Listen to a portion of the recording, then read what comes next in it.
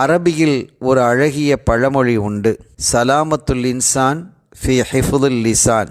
ஒரு மனிதனினுடைய பாதுகாப்பு அவன் தனது நாவை பேணுவதில்தான் இருக்கிறது என்று.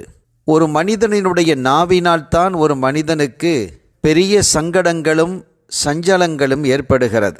எவன் தன்னுடைய நாவை பாதுகாத்து கொள்கிறானோ அவனுக்கு நான் சொர்க்கத்தை வாக்களிக்கிறேன் என்கிறார்கள் வள்ளலம் கண்மணி நாயகம் ஸல்லல்லாஹு அலைஹி வஸல்லம் அவர்கள்.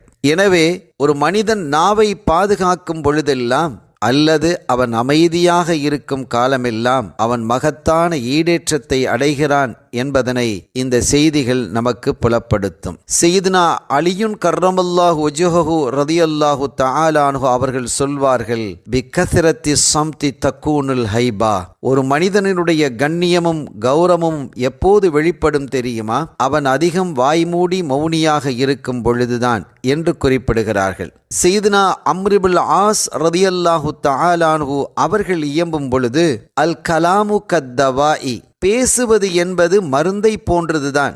ஆனால் அது கொஞ்சமாக இருந்தால்தான் சரியாக இருக்கும். அந்த மருந்தே அதிகமாகி விடுமேயானால், அதாவது பேச்சு அதிகமாகி விடுமாயானால் அந்த மருந்தே அவனை கொன்றுவிடும் என்று அவர்கள் குறிப்பிட்டார்கள்.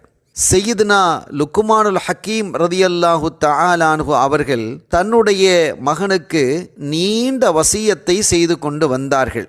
அந்த வசியத்திலே, உபதேசத்திலே ஒன்று அவர்கள் சொன்னார்கள், யகூலுல் லிசானு குல்ல ஸபாஹின் வ குல்ல மஸாஇன்.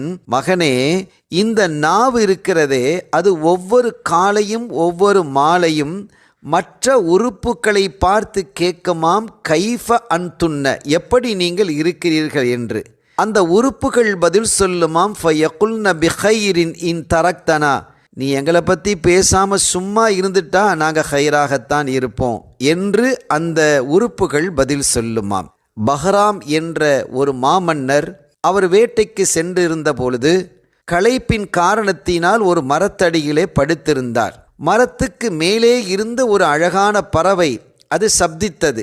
விழித்து கொண்ட அவர் அம்பை எய்து அதை கொன்று விட்டார். அவர் சொன்னார், மா அஹ்ஸன ஹிஃதுல் லிசானி பித்தாயிர், இது வாய்மூடி மௌனியாக இருந்தால் செத்து போயிருக்காது அல்லவா என்று அவர் குறிப்பிட்டாராம். எனவே இங்கே வாய்மூடி மௌனித்திருப்பது என்பது ஒரு பெரிய இபாதத். நாவை பாதுகாப்பது என்பது மகத்தான இபாதத், வணக்கம் என்பதை இஸ்லாம் நமக்கு போதிக்கிறது. எனவே நாம் நாவை பேணி நாளை மறுவுலகில் இறைவனுடைய அருளை பெறுவோமாக.